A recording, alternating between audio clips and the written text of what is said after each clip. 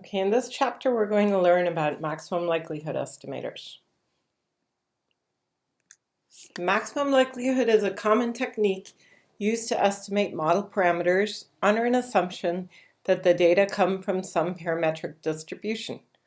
For example, you could assume that the data come from a normal distribution, in which case there are two parameters that you'd like to learn about, the mean and the variance.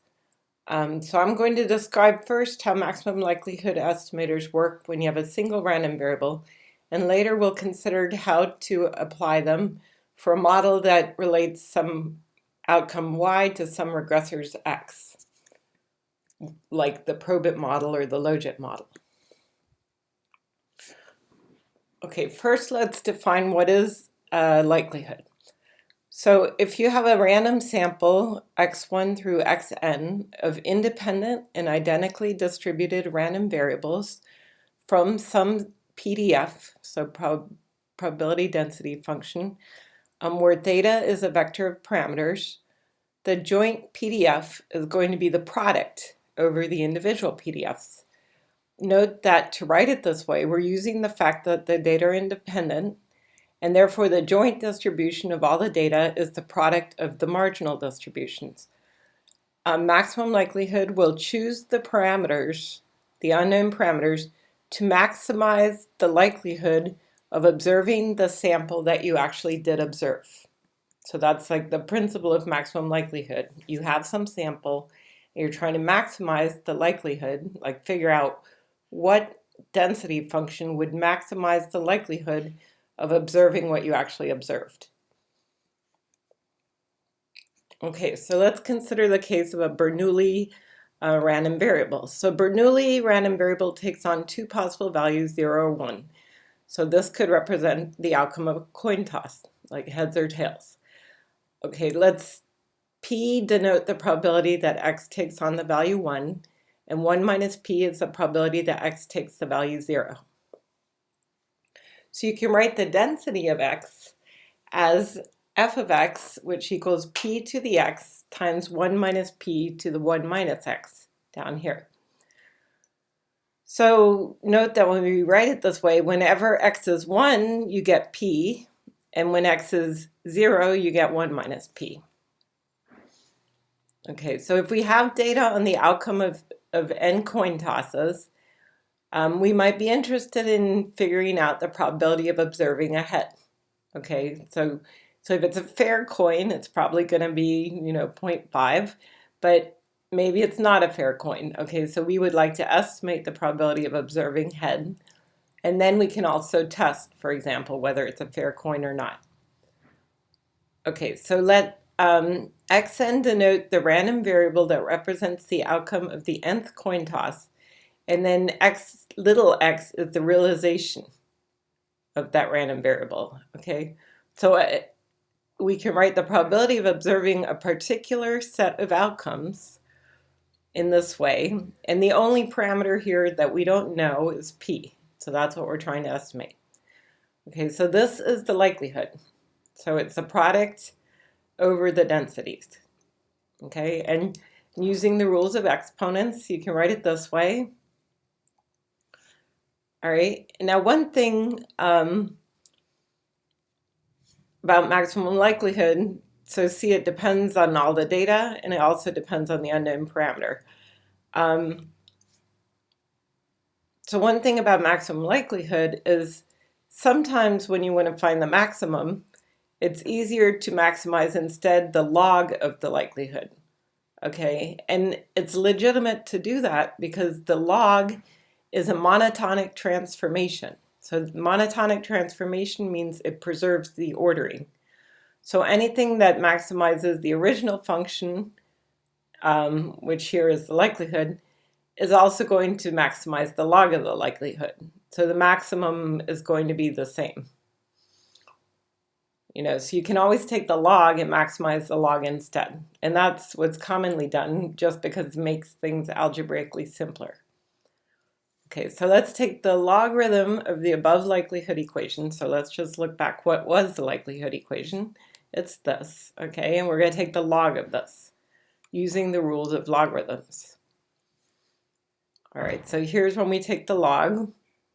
Now, to find the p that maximizes this, you want to take the derivative with respect to p. Okay, then find a common denominator. Okay, and then this is the first order condition. And so we can solve for p. So notice we have summation over p here, so that's n times p. So if we solve for p, we get that the maximum likelihood estimator, p hat, is the mean of the x's. Okay, so if x is 1 whenever it's head, then it means the fraction of times that you observe a head is your maximum likelihood estimator of the probability of seeing a head. Okay, for example, if you do 100 coin tosses and you get 45 heads and 55 tails, then your MLE estimator of P is 0.45. So it's a fraction of times you saw 1. Okay, so you can verify that P is a maximum by taking the second order condition. Okay, and later I'll actually go through the algebraic manipulation to do this because it requires a little bit of work. But here, this is the second derivative, and the second derivative is negative, so we know that we have a maximum. Okay, the likelihoods we're going to deal with are pretty well behaved. Sometimes in my research I deal with likelihoods that have maybe multiple optima and they're not strictly concave, but the things we're going to look at are actually concave, so you don't have to worry about there being multiple optima.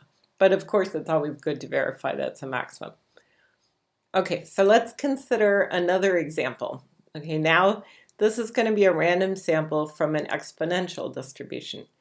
And the exponential density is this. Okay, I chose this density also because it just has one parameter, so it's a little easier to work with. If you had two parameters, like the normal distribution, then you have to take two first order conditions and solve them, right? So it's a little bit more work. This is the likelihood for the exponential distribution. Okay, so it's just this density, but it's a product over n observations. Right, and the exponent, when you take the product, that's the same as e to the sum here.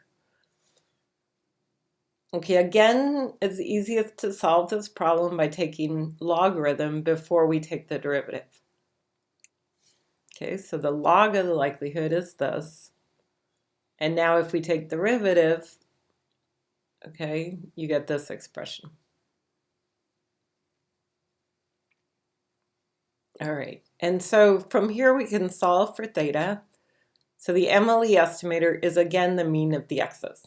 Okay, it's not always going to be the mean of the x's, but for these two densities, it is the mean of the x's. Okay, and we can verify, another way to verify that you have an optimum is you can verify that the first order condition is increasing. See, the likelihood actually has this shape. Okay, concave. And so on one side it's increasing and the other side it's decreasing. Okay, so here if we look at the first order condition, if theta is less than x bar, so that would be the left side, then the first order condition is increasing, and on the right side it's decreasing. Okay, and theta equals x bar is the optimum. Okay, so that's another way to see that it's a maximizer. Or we could have taken the second order condition, and showed it was negative. That would have worked too. Okay, now that's how you get the maximum likelihood estimator. You solve the first order conditions. Now, how do we figure out the variance of the maximum likelihood estimator? Well, it's actually a little bit of work to show this, but the maximum likelihood estimator is normally distributed. And the formula for the variance is this. Right, that's not a formula, it's just this is the variance. I'll give you the formula on the next page. Okay, but we need to calculate the variance if we want to do tests. Like for example, you can do wall tests like we did before, any sorts of tests, but you just need to be able to get the variance. Okay, so the variance is you take the second order condition and minus the second order condition inverse is the variance. Okay, and we're going to go through one example. And the example is for the Bernoulli. I'll show you how to calculate the variance. Okay, so here's the example.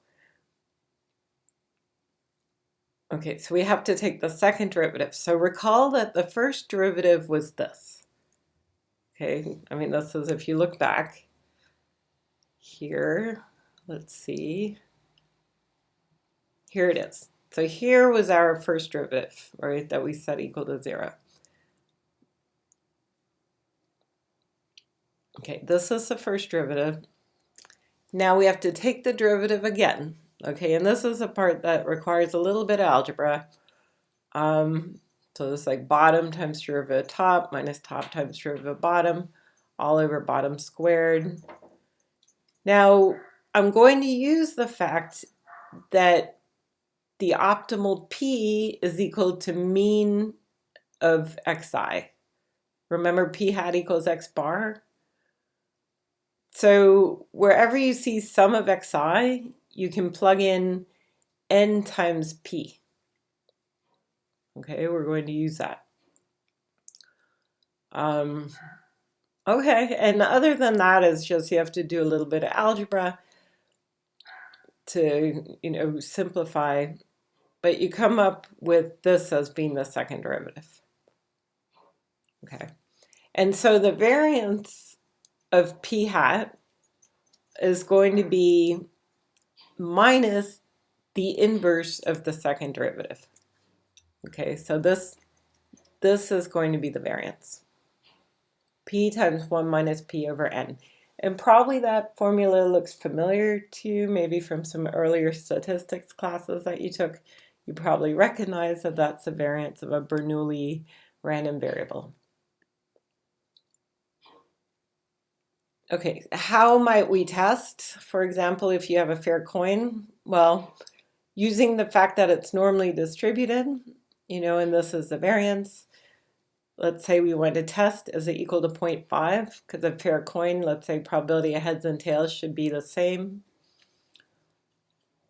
So we can set it up. I mean, this is not the only way to test it, but this is one way that you can do the test. Okay, where you put in whatever p hat you got. So if your p hat was 0.45, you would plug that in and then check it against the normal table. Okay, I'm assuming that your sample size is big enough that you can use a normal distribution.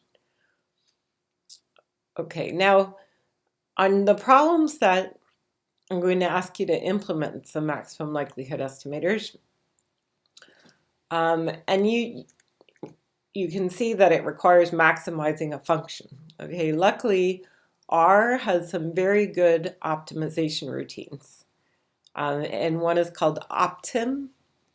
Okay, optim by default minimizes a function. So if you want to maximize it, you can multiply it by -1. Okay, I think there's actually another way to do it too. You can probably change the default if you look at all the options for this optim function. Okay, so here's a little program that I wrote. So this is a function. Okay. So what this function does is it takes in data and some starting values for parameter.